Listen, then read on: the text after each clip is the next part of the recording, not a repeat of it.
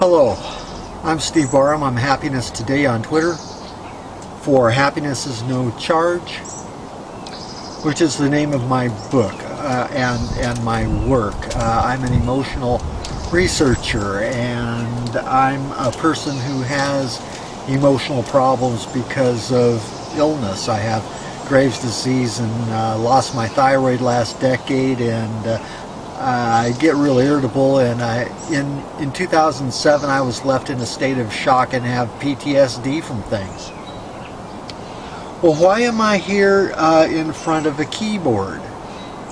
Well, I hope to show you something about emotions and tell you about an emotional exercise I do in my free online course. And you can take that course and you can learn this little exercise as well. So emotions are a bit like this keyboard. We have high tones, okay, which would be happiness, cheerfulness, enjoyment of life, exuberance of life, you know, bliss, serenity, etc. And then we have the low tones, okay, that would be depression, apathy, hopelessness, helplessness, uselessness, pointless, futile. Okay? And we have middle tones, okay, which are more things like contented, mild dislike, you know, content, mild dislike. And so emotions have been called tones, emotional tones, okay? As an analogy, this is a high frequency, okay? And we have low frequency, of course. Okay, and so we talk about frequency with emotions. We have high frequency emotions, the happy emotions, the cheer, you know, I'm up and cheerful and stuff like that, okay? My frequency is higher, okay? When I'm down in the dumps, my frequency is lower. So we have shorter waves at the top end, and we have longer waves at the lower end. This has to do with what's called emotional energy. And if you go on the internet, you'll find a lot of different terms for it. I use it this way. It is the energy in an emotion, of an emotion, and behind an emotion. Emotion means energy in motion. Okay? A musical note or tone is a frequency of energy. It's called acoustical energy. Well, we have this emotional energy. Okay? It isn't just the tone, it's the energy of the tone. And it isn't just the emotion, it's the energy of the emotion, in the emotion and behind the emotion. Okay? There's another thing called charge, which is the energy load. Okay? Okay, I turn down the volume. And I turn up the volume. So there's an intensity there of sound, of more intense, so it's louder. Okay?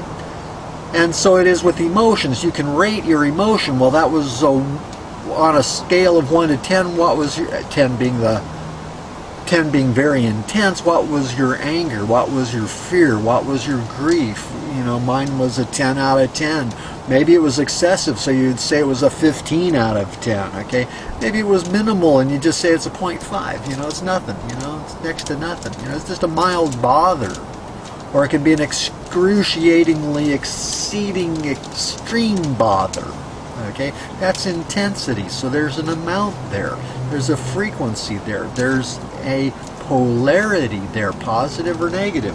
So those would be positive emotions, more of the up emotions, and then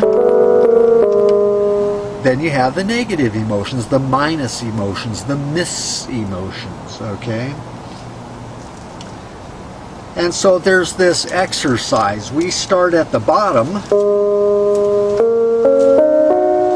and we go up to the top. So we would start down at apathy. You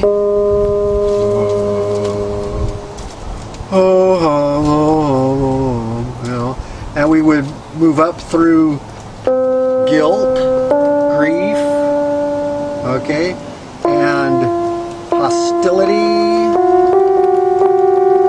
That dissonance of hostility.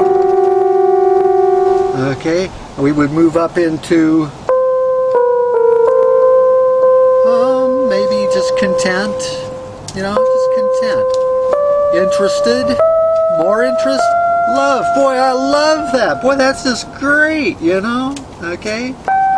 Cheery, happy, you know, bliss, serene, okay. So there we've done a scale, an emotional scale, that we use the keyboard as an analogy, and that's what my free online course teaches as a technique. Now that's not the technique I use on a single emotion, okay, that I teach in my book and my regular stuff, but this as an exercise, a couple of minutes a day, okay, can help you recognize emotions better in yourself and in others. What emotion is that person giving me? What are they showing me? What are they presenting as an emotion or their emotional state? What can I expect from them when they are in that emotion?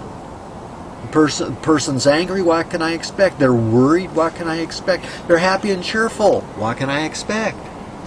It's almost like each different level of emotion is a different personality that we all have to deal with, isn't it? A person up here in cheerfulness isn't acting the same as they are in grief or as they are hurt and feeling bad about themselves. Okay, that seems like a totally different personality, a different person that you're dealing with. But it's the same person. When they're up and happy, they're a completely different person, it seems. Okay, so I hope this has been beneficial and helpful and enhances your understanding of emotions. So thank you for watching. We'll see you next time. I'm Steve Barham for Happiness Today. And happiness is no charge. I hope you'll check out my work. And check out the free online course. Take care.